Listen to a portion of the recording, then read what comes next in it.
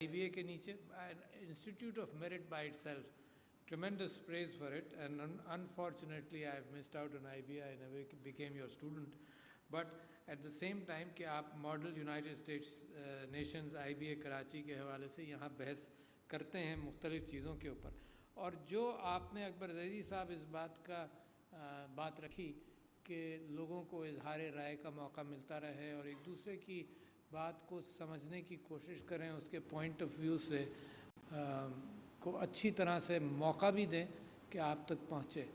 ये मेरी जुस्तजू और तलाश बड़ी पुरानी है, और वो है कम्युनिकेशन, कि किस तरह से मैं अपनी बात आपके सामने रखूं, किस तरह से आप सोचते हैं। मेरी ख़ुद समझ में नहीं आता था कि जो चीज़ मेरे लिए बिल्कुल आया है वो मेरे दोस्त के लिए क्यों बिल्कुल ही मुख्तलिफ है। अच्छा, और ये मेरे लिए हमेशा परेशानी का बायस बना रहा। तो अभी तक मैं आपसे इस बात का आप इंकशाफ करता हूँ कि सुबह मैं कोई बात किसी को कहता हूँ, चाहे अपने घर में कहूँ, इस बात का इम्कान रहता है कि वो गलत समझी जाए और वो बात का इंटरप्रिटेशन मुख्तलिफ हो। तो कोई ना कोई वजह तो होगी। तो एक तो वजह इंसानी सोच के ऊपर अल्फाज की बंदिश है। मेरे और आपके जज्बात और ख़यालात करोड़ों के अंदर अब मौजूद होंगे, मगर मेरे और आपके अल्फाज का जो लिमिटेशन है वो 6-7 हज़ार, एवरेज 4-5 हज़ार। लिहाजा मैं मजबूर हूँ कि मैं किसी को कहूँ कि तुम अच्छे हो, किस माना में कहूँ, किस बैकग्राउंड से कहूँ, अपनी किस सोच से कहूँ, और अपने किन जज्बात के साथ उन चंद अल्फाज की अक्कासी करूं। बड़ी अहमियत है इस बात में। वही बात मैं जिन जज्बात के साथ अक्कासी करूं या जिस बॉडी लैंग्वेज के साथ आपसे कहूं, वो जब मैंने हवा में डाल दिए बड़ी लिमिटेशंस के साथ, यानी व्हाट आई फेल्ट, उसको बड़ा मैंने निचोड़ कर कुछ उसका खुलासा रखा।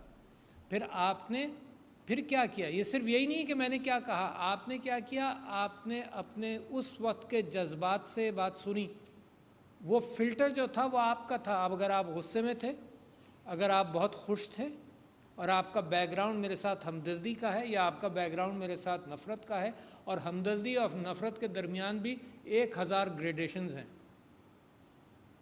तो आपने उस चश्मे से तो पहले सुना, फिर अपने यहाँ रजिस्टर किया उसको, और जब रजिस्टर किया तो अपने माजी के तजुर्बात की बुनियाद पर मेरे चंद अल्फाज को आपने क्लासिफाई कर लिया कि किस खाने में जाएगा और वो बात किस खाने में जाएगी, और आपने एक ओपिनियन बना लिया।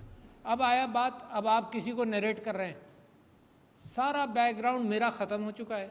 आपका बैकग्राउंड, आपका फ़िल्टर और आपके माने अब उसके अंदर पिरो दिए गए हैं। ये हर गुफ्तगू की बुनियाद है, हर गुफ्तगू की। इसीलिए कोर्ट्स के अंदर चीज़ें लिख ली जाती हैं और इतनी लंबी लंबी तहरीर होती हैं, उसके बावजूद चीज़ें मिस हो जाती हैं। उसके बावजूद जजेस जो हैं 2 इधर होते हैं, 3 उधर होते हैं।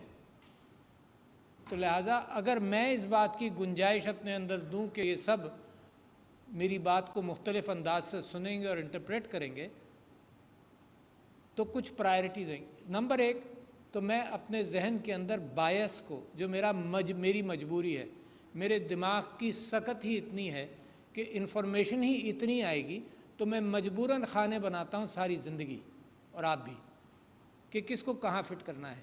ये आदमी या ये औरत अगर मैले कपड़ों में है और अगर इसके बालों में गर्द है, तो ये किस क्लास की होगी, इसको मैं कैसे इंटरप्रेट करूँगा। ये बायसेस और ये खाने में बनाता चला जाता हूँ। लिहाजा पहले तो मैं ये समझ लूँ कि बायस को मैं अपने बायसेस को पहचान लूँ। ओवरकम नहीं कर सकता, कोई शख्स नहीं कर सकता। I challenge anybody, nobody on earth can do that, may be the profits only, not may be, only the profits can. बाकी कोई बायस किसी का ओवरकम नहीं कर सकता। बड़ी अच्छी किताब है रॉल्फ डोबेली की, the art of critical thinking, and I must recommend it very strongly for young minds like yours. उसके अंदर तकरीबन 100 बायसेस हैं, जिसमें से 40-50 मेरे होंगे, मगर कम से कम मुझे अंदाज़ा हो जाता है कि ये मेरा बायस है। मैं एक राइटिस्ट आदमी हूँ, सोच के एतबार से आपके सामने पहले एडमिट कर रहा हूँ। तो जो इन्फॉर्मेशन अखबार में छपती है तो मेरी मजबूरन एक छन्नी वहाँ पर है, और मैं उसको वैसे ही इंटरप्रेट करता हूँ। अच्छा, अब आ जाइए कि फिर जब मैंने ये अपनी लिमिटेशंस का अंदाज़ा आपके सामने रखा, अब आ जाइए ह्यूमन नेचर के ऊपर। क्योंकि ये कम्युनिकेशन और जो आर्ट है आपका, माशाल्लाह आप यूनाइटेड नेशंस वाली डिबेट करते हैं और हर वक्त डिबेट करते हैं, और अकबर उज़ैई साहब ने तो इतनी अच्छी बिसात डाली है कि यही कम्युनिकेशंस के अंदर हम पाकिस्तान में डरे रहते हैं कि क्या कहें और क्या ना कहें इसके ऊपर। अच्छा, ये नई कैफियत नहीं है, बड़ी पुरानी। तो कुरान के अंदर एक बड़ी अच्छी सूरा है, दुआ है हज़रत मूसा की, और वो हज़रत मूसा को जब अल्लाह ताला ने ये कहा कि जाओ फ़िरौन के पास और अल्लाह का पैगाम पहुंचाओ उसको, तो वो घबरा गए, क्योंकि वो वहाँ से निकले थे, उनके हाथ से कत्ल हुआ था एक फ़िरौन के आदमी का, और वो बाहर 10-15 साल बाहर मिस्र के बाहर रहे। तो जब अल्लाह ताला ने फरमाया जाओ, तो बहुत घबराए। और बाइबल की और कुरान की रुदात कुछ मिलती जुलती है, तो मैं आपके सामने रखूँगा। इससे बेहतर कोई सूरत मुझे नज़र नहीं आती। जब भी डिबेट की बात या कम्युनिकेशन की बात मैं करता हूँ तो मुझे वो पूरी याद आ जाती है, वो वाक़या पूरा याद आ जाता है। तो क्रिश्चियन वर्ल्ड के अंदर जो अक्कासी की गई है हज़रत मूसा की, वो ऐसी है कि हज़रत मूसा घुटनों पर बैठे हैं और उनकी चप्पलें साइड पर हैं, और बाइबल ये कहता है कि अल्लाह ने उन हज़रत मूसा से कहा कि take off your shoes because you're on sacred land. और वो एक बर्निंग बुश के पीछे से नूर है जो अल्लाह ताला ख़िताब कर रहे हैं हज़रत मूसा से, और वो जगह क्रिश्चियन वर्ल्ड के अंदर Saint Catherine's monastery in Sinai के अंदर महफूज भी है। Not the bush itself, but it is said that it is there that हज़रत मूसा से अल्लाह ने कलाम किया। तो जब इतने घबराए हुए थे, और ये आपके लिए absolutely fits into today's, मुझे जब यहाँ तारुफ पेश किया गया तो मेरे जहन में आया हज़रत मूसा की दुआ है, रब्ब इश्रह ली सदरी वयस्सिर ली अमरी वाहलुल उक़दतम मिन लिसानी यफ़क़हू क़ौली, कि हज़रत अल्लाह ताला से फरमाते हैं घबराए हुए, तो अल्लाह कहता है कि मैं तुम्हें वो अजूबात दूंगा जिससे तुम कौम को इम्प्रेस कर सको। उसमें एक अल्लाह ने फरमाया कि तुम अपना दायां हाथ बगल में डालोगे और निकालोगे तो उसमें से रोशनी निकलेगी। मिरेकल्स, एक असाए मूसा जो फ़िरौन के दरबार में ट्रांसलेटेड इनटू अ सांप, तो मिरेकल्स 7 मिरेकल्स दिए, खैर 2 का मैं ज़िक्र कर रहा हूँ। दूसरा फिर हज़रत मूसा अल्लाह से कहते हैं कि मेरा सीना खोल दे। आपके लिए और मेरे लिए कितना सच्चा ये बात है, सच्ची ये दुआ है कि मेरा सीना खोल दे इल्म के लिए, लोगों की राय के लिए। मैं जिस मंतिक से किसी बात को सोचूं तो मेरा सीना खोल दे। ये अल्लाह से दुआ कर रहे हैं जाने से पहले, because he is very afraid of going there. फिर दूसरा बात है कि मेरा काम आसान कर दे। Which one of us doesn't pray to Allah सुब्हानहू तआला और doesn't convince us in our own minds, doesn't wish, जो सेकुलर हों उनके लिए मैं कहूँगा doesn't wish for the fact कि मेरा काम आसान हो जाए। और बाइबल में हज़रत हारून के मुताल्लिक़ है कि उनकी ज़बान में थोड़ी सी लुकनत थी, कुरान के अंदर हज़रत मूसा के एतबार से है, तो अल्लाह से फरमाते हैं कि मेरी ज़बान को खोल दे, लुकनत उसमें है उसको ख़त्म कर दे ताकि मैं कम्युनिकेट कर सकूँ। Remarkable, this is what we do, this is what this forum is doing, कि मैं आपसे कम्युनिकेट कर सकूँ। This is what you will do all your life. आपको लोग पहचानेंगे आपके एक्शन से कम, आपकी कम्युनिकेशन से ज़्यादा, because that is the only window in your mind. Actions तो हाथ से करेंगे ना, और जो आप अपने जज्बात का इजहार करेंगे अपने माँ बाप के साथ, मोहब्बतों का, अपने बीवियों के साथ, अपने शौहरों के साथ, यही कम्युनिकेशन एक दुनिया की और इंसानों का ताल्लुक़ पैदा करता है। तो मेरी बात में असर पैदा कर दे, ज़बान खोल दे, फिर उसके बाद मेरी बात में असर पैदा कर दे। How nice. तो having said that, now let's come down to what Huma talked about. Ukraine is probably the burning topic today, and it will be very futile कि यूनाइटेड नेशंस के मॉडल यूनाइटेड नेशंस में आज इस बात का जिक्र ना हो। ये यूनाइटेड नेशंस है क्या? अगर आप इंसान की तारीख़ पढ़ें तो जुल्म और ज़्यादती से भरपूर है, और इंसान का कानून पढ़ें तो जुल्म और ज़्यादती से आम तौर पर भरपूर है। अगर आप और एक तफरीक पैदा की इंसान ने ख़ुद अपने क़ानून के अंदर और अपने रवैये के अंदर, हमेशा आज भी वो तफरीक जारी है। सबसे पहले एक ब्लैंकेट स्टेटमेंट मैं यूक्रेन के हवाले से आपको दे दूं कि Pakistan wants officially unofficially any in any aspect कि there should be peace, there should be a negotiated settlement. Having said that, अब मेरी गुफ्तगू को देखिए तो बुनियाद वही है कि किसी को वॉर पसंद नहीं है, किसी को जुल्म और ज़्यादती पसंद नहीं है, लिहाजा अमन के साथ बात की जाए और अमन के साथ मामलात को तय किया जाए। मगर मैं आपसे कह रहा था कि दुनिया की तारीख़ किस चीज़ से भरी हुई है। अगर पुरानी तारीख़ का तो मैं ज़िक्र करूँगा तो आप कहेंगे कि आजकल तो कोई किसी को याद नहीं दिलाता कि red Indians were decimated because they were savages, and if you read the history of that war, they were treated like savages. They were treated not on white laws.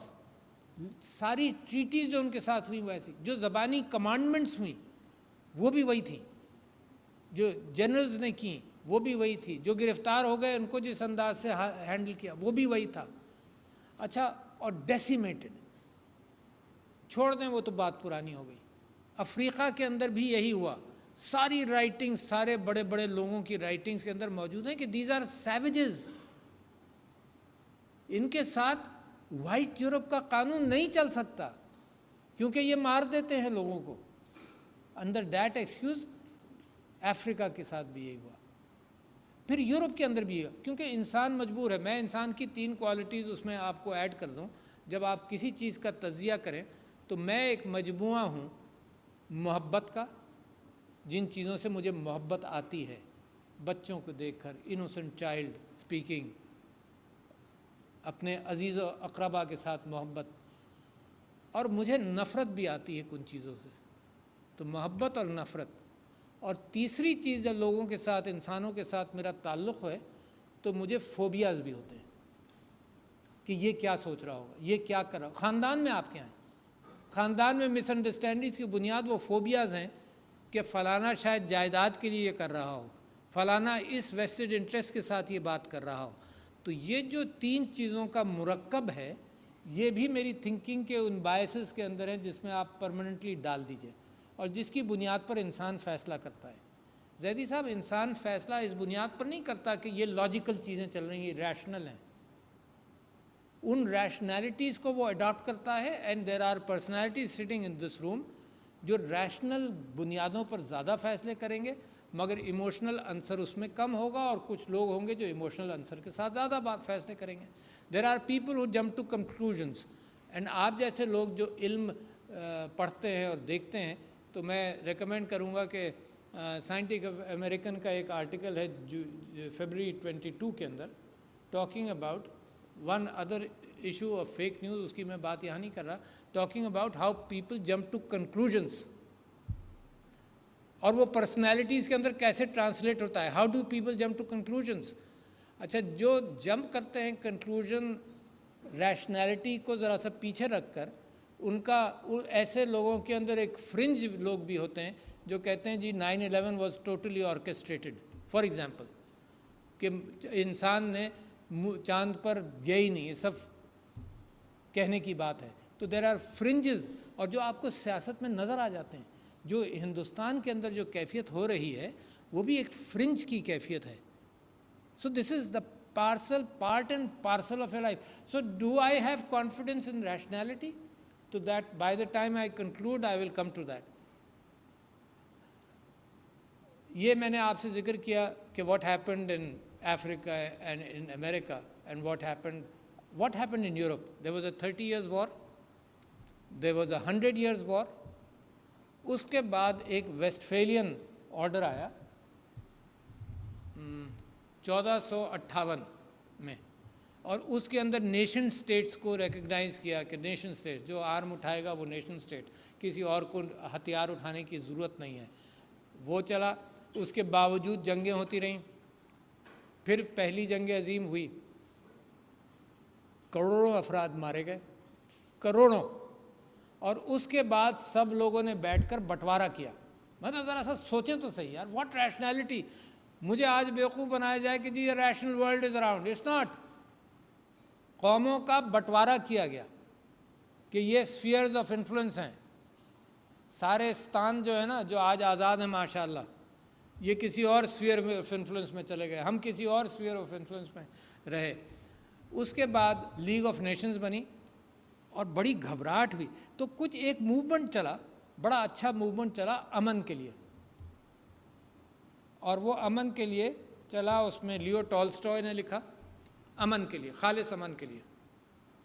वो भी भर्ती हुआ था रूसी फ़ौज के अंदर, तो उसने जो जुर्म जराइम देखे जंगों के दौरान, और उसने कहा कि he was surprise by the fact कि जी कल तक जंग हो रही थी, आज वाइट फ्लैग उठाया गया और सारे लोग जनाब आए, अपने जो डेड बॉडीज़ हैं उनको दफन किया, और फिर जब वाइट फ्लैग उठाया तो फिर धनाधन लोगों को मारना शुरू कर दिया।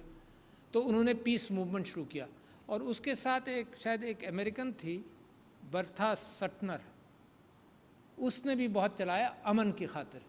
उसके साथ साथ एक मूवमेंट चला कि देखो पूरा अमन तो हासिल नहीं होगा, लिहाजा ह्यूमनाइज कर लो वॉर को, कोई कन्वेंशन, जिनीवा कन्वेंशन में बात कर लो, इंटरनेशनल रेड क्रॉस बना लो।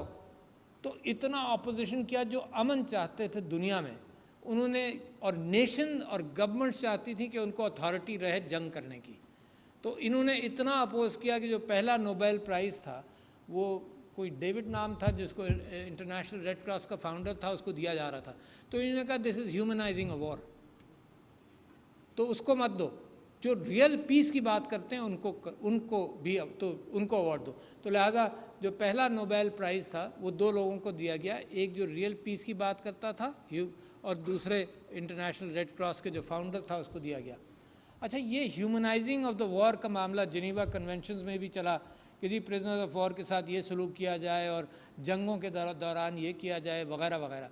अच्छा, मगर एक मुझे बू आती है इन चीज़ों से, मुझे लगने ये लगा है कि ऑल दीज इंस्टीट्यूशंस, यूरोप ने बड़ी जंग, बड़ा तासुब, बड़ा क़िताल देखा। वेरी सॉरी, इंसानी क़िताल को अफसोस की बात है ना, मेरे दिल में लगती है, चाहे कोई भी इंसान हो। मगर ये जितने इंस्टीट्यूशंस बने शायद ये यूरोप की जंगों को अवॉइड करने के लिए बने। It's a very important statement I am making, because मुझे एविडेंस यही नज़र आ रहा है, आज तक कल तक यही एविडेंस नज़र आ रहा है कि यूरोप बच जाए। बाकी कोरिया के अंदर क्या हुआ? अच्छा, सेकेंड वर्ल्ड वॉर के बाद भी डिवीजन हो गया, ये तुम्हारा, ये हमारा, उसमें भी डिस्प्यूट हुआ। जब डिस्प्यूट हुआ तो जंग ऑफ कोरिया हो गई कि जी इतना नहीं, ये नहीं है।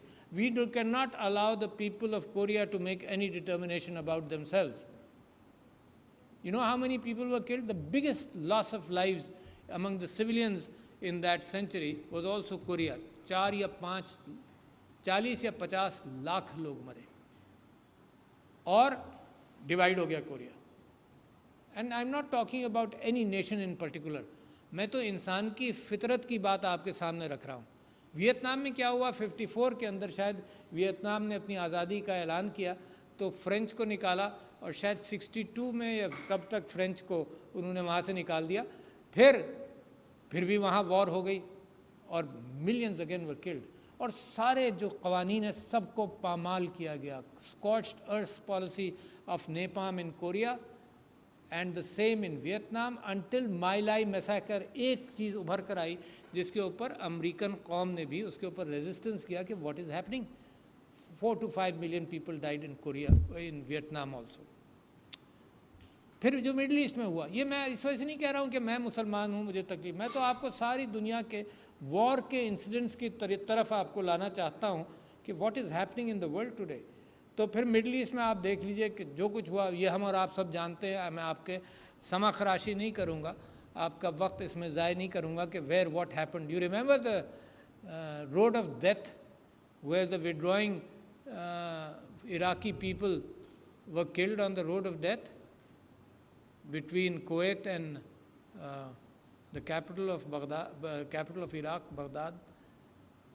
पता नहीं क्या होता है इंसान के अंदर, ये जुल्म और ज़्यादती और लोगों को मारना, और अब उसके साथ एक ह्यूमन वॉर का कॉन्सेप्ट जिसमें हमने धोखा खाया। कैसे खाया? नया बच्चा पाकिस्तान का और नई एक इंस्टीट्यूशन अक़वाम मुत्तहिदा की, जिसको आप UN म्यूनिक के नाम से आप यहाँ डिबेट करते हैं। हमने भरोसा किया कि यहाँ फ़ैसला होगा, और हमने उनकी दहलीज पर अपने इंसाफ का मामला डाल दिया, होपिंग, और उन्हें भी रेजोल्यूशन पास करके हमें इत्मीनान हो गया। मगर मुझे लगता ये है कि दुनिया अमन चाहती नहीं है। मेरे प्रेस्क्रिप्शन का अमन होगा तो वो अमन है, मेरे प्रेस्क्रिप्शन का नहीं होगा तो वो नहीं है। लिहाजा मुझे और आपको ये नो वॉर नो पीस वाली कैफियत में हम लटक रहे हैं। नो वॉर नो पीस, ज़्यादा जुल्म मत करना लोगों के ऊपर, इतना करो कि वो इशू अलाइव रहे, और जो फैसला करने वाले इदारे हैं वो इस मामले में अपने लिए उन्होंने इंटरनेशनल कोर्ट ऑफ जस्टिस को पहले भी ख्याल नहीं हुआ, अभी भी नहीं हुआ। वॉर क्राइम्स के एतबार से बड़े बड़े लोगों ने कोशिश की है कि इंसान इस तरफ देखे। We are not talking against any power, keep that in mind, but it's is again I am talking about the human aspect, the way we handle things. And therefore जिसकी मेरी समझ में अगर हज़रत मूसा की दुआ और अपने बायसेस आ जाएं तो मैं ज़्यादा बेहतर अपने रैशनलाइजेशन कर लूँगा अपने अंदर। तो बर्ट्रैंड रसल ने और शायद जॉन पॉल सार्त्रे ने इंटरनेशनल क्रिमिनल कोर्ट सेटअप किया 1967 में, looking at Vietnam and other places. और उन्होंने ये कहा, देखो बड़ी अनोखी बात मैं आपके सामने रख रहा हूँ, उन्होंने ये नहीं कहा कि जंग के दौरान क्या एट्रॉसिटीज़ हुई, उन्होंने कहा कि इस डिस्कशन को हमें ऊपर लाना चाहिए कि जंग क्यों हुई, who decided for war, what happens. यार war is total human misery. मतलब ऐसी क्या कैफियत है कि हमने लोगों को मारना है यार, है, and we can't come to an understanding, why not, what are the wish. अच्छा, फिर इसमें फोबियाज एक्साइट करने का एक फिनोमेनन है, and humanity is susceptible to it. ये फोबियाज कहाँ दूर जाने की ज़रूरत ही नहीं है, कराची शहर ये फोबियाज भुगत चुका है, कराची शहर भुगत चुका है। और कराची शहर में बहुत सारे लोगों ने लाइसेंसेस भी दिए होंगे अपने दिलों में उन फोबियाज की ग़ुलामी में। My own family must have. तो बहुत ज़्यादा दूर देखने की ज़रूरत नहीं है। और ये बड़ी अच्छी गुफ्तगू, मैं मुबारकबाद देता हूँ कि IBA ये डिस्कशन रखता है, but it is so important that हमें अंदाज़ा हो, हम पढ़ें, तारीख़ से सबक लें। और देर आर प्रेडिक्शंस, इसी वजह से लोगों की प्रेडिक्शंस हैं। आप एक्सीडेंटली बचे हुए हैं, let me put it this way, humanity accidentally बची हुई है, क्योंकि जितने करीब हम न्यूक्लियर वॉर्स के आ चुके हैं, एक्सीडेंटली 6-7 वाक़यात में, अब उसमें भी आपकी समखराशी नहीं करूँगा कि 6-7 वाक़यात इतने करीब आ चुके हैं कि बंदे को ऑर्डर से फायर करे। For example when the argument of Cuba was taking place, does that remind you about something about Ukraine? The argument of Cuba was taking place that the Russians have no right to bring their missiles and their forces into Cuba. और आज तक Cuba के ऊपर sanctions हैं, यानी एक forgiveness भी Nations के अंदर नहीं है कि भाई गुजर गया आगे चलो, वो फॉरगिवनेस भी नेशंस के अंदर नहीं है। तो एक रशियन सबमरीन को ये फॉल्स इंफॉर्मेशन मिली कि atomic war has started and missiles have been fired. ये उसके कैप्टन ने डिसाइड कर लिया फायर करने के लिए एटॉमिक बॉम्ब्स, उसके वाइस कैप्टन ने सबमरीन के अंदर, उसने इंसिस्ट किया कि नहीं करेंगे, और म्यूटनी हुई and then it was prevented. तो यू हैव एक्सीडेंटली बचे हैं आप, क्या हमेशा एक्सीडेंटली बचते रहेंगे? The potential of human warfare and to decimate human life and to destroy humanity is there. अच्छा, ह्यूमैनिटी की डिस्ट्रक्शन तो बात की बात है ना, डिस्ट्रक्शन और जिस अंदाज से किलिंग्स हों तो वो बड़ी परेशानी की बात है। तो मैं ये समझता हूँ कि मुझे आपने फरमाया कि लोग सोचें, रैशनली सोचें। मैं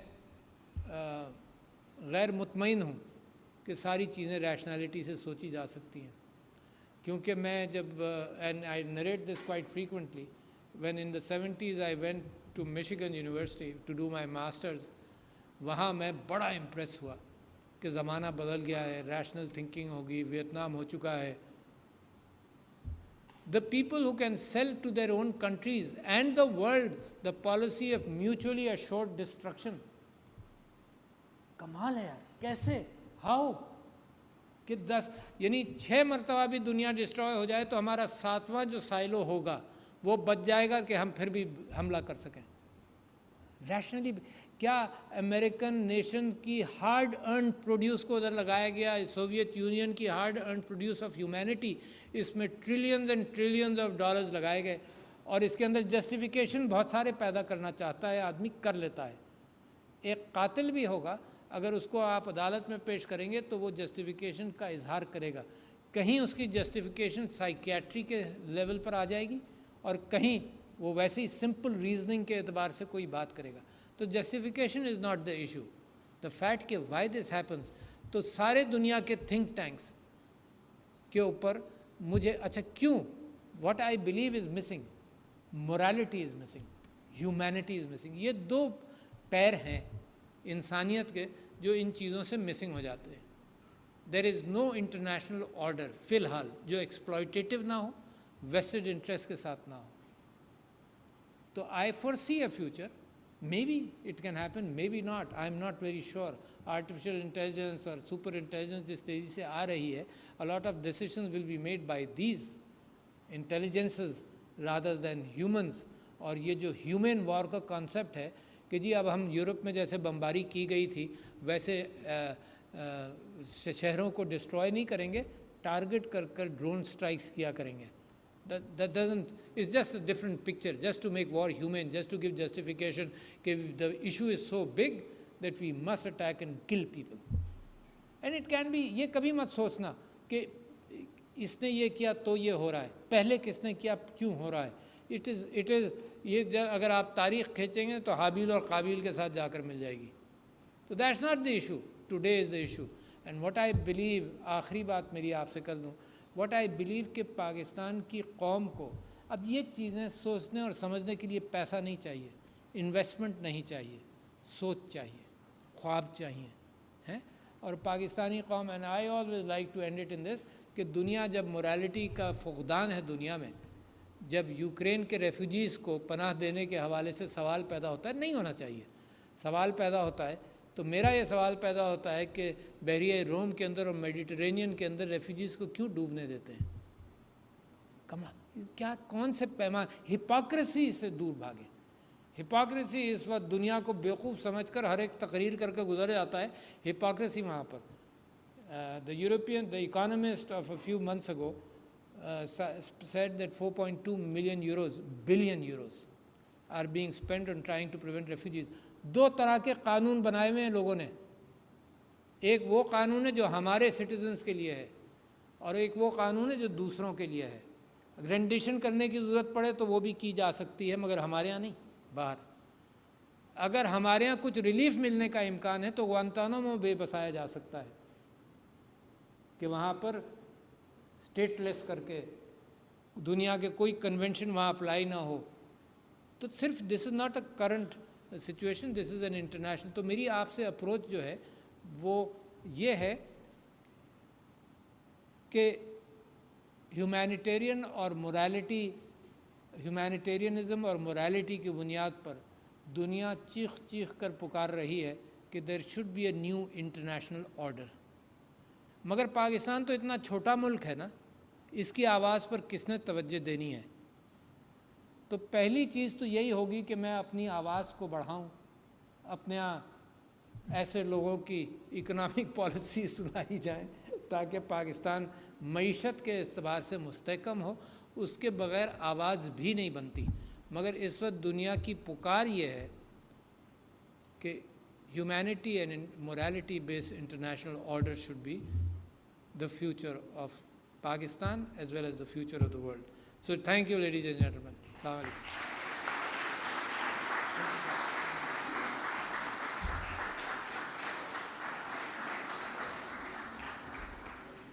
Thank you, Dr. Arif Alvi, for this.